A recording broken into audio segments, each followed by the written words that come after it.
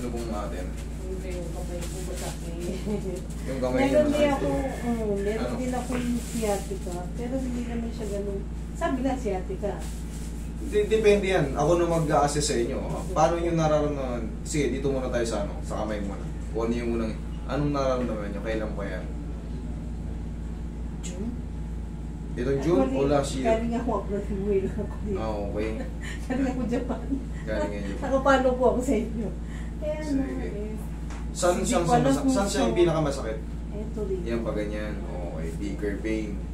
Bigger pain ang tawag dyan. Tandaan nyo, pagka ano, pag dito, napakasakit niya pag ginano nyo. Totoo. Nangyari na rin sa akin, nakwento ko na yan. Doon sa Bohol, pag ganun ko ng doorknob, oh, parang may lumagitik dito ng konti. Ayun na, kahit hindi mo kayang iangat. Kaya Habang- ako na yung picture. Tapos pina-check ko rin siya doon. Actually, wala na. Binigyan lang nila ako ng supporter para lang makapag-work ako. Sakit yan pag ginano mo. Oh? Pero mamaya Actually, may hindi ko rin siya maganon eh. oblique. Hindi ko rin siya maganon eh. Severe na kayo. Ganon. Kumbaga, konti. Part ng ano yan, part ng paglala. Kumbaga, yung konting kilos. Straight na kaagad. Pero mamaya, parang mamagikin natin to. May matitira dyan, konti lang. May gaganon niya na yan. Pero may pain pa ng konti. Konti lang. Tapos, may tuturo ko sa inyo ano. Kasi hindi siya talagang solid na mawawalang perfect 100%. May matitira mga 3% or 2%. Basta may kutik-kutik lang. Pero mas mamaya, may tama, pag konting gano'n, umaano si madam.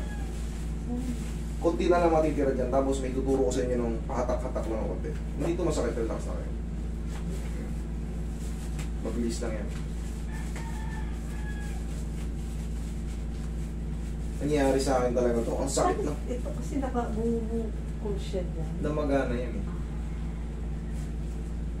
Nangyari sa akin to sa Bohol. Grabe ang sakit. Ibang klase. Habang ginigigil ko yung kamay, pasakit ng pasakit.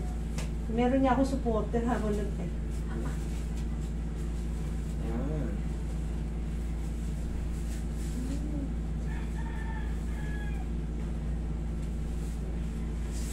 Ito yung pinakamasakit. Tiisin nyo na. Okay. Ito yung mahiwagang pao natin. Mamaya may gaganong-ganon mo yan. Pero may matitirang konti. Parang yung pinaka-trauma. Pinaka-trauma na lang. Ganun talaga. Hindi siya talagang solid. Kaya mas maganda sinasabi ko na kagad sa inyo kasi may matitira talaga. Tapos, sa mga susunod na araw, paubos na ng paubos.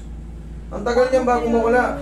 2 linggo. Kasi uwi na ako ng 6. Oo, di ba? Kahit nandun ka na, malaya ka na yan. Hindi ko sinabing hindi gagaling. May matitira lang kasi nga, hindi yan talaga nasisiro-siro ng plot talaga. Uy, wala na. May matitira pang ngalay, parang kulit-kulit ng konti.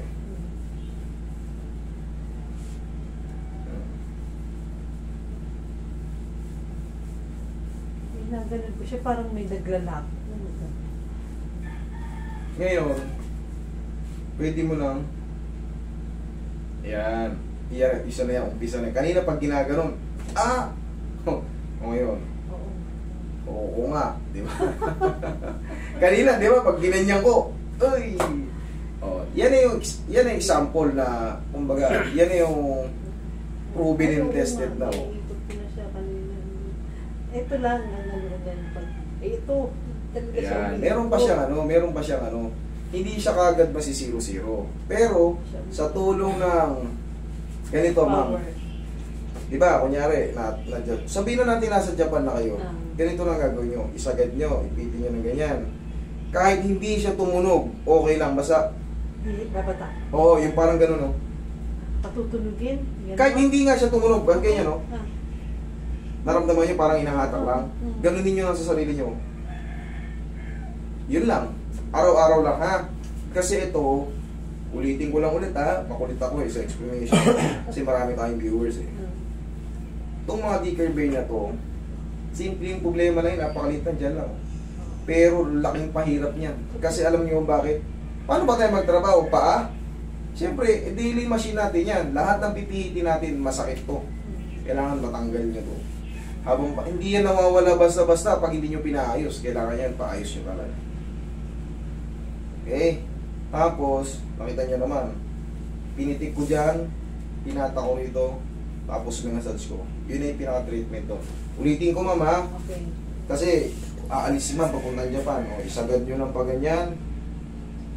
O, nilalagyan ko ng tissue kasi dumudulas. O, Okay. ganyan, o. Tapos, massage yung dyan nyo, o, pwede na yan. Yan, o, para alam nyo. Nakikita nyo rito sa ibang mga therapies. Para imamassage nyo na yung palad nyo. O, tapos, rub. Okay. Okay. Okay. O, ngayon, rub. O, ano mo. O. Okay?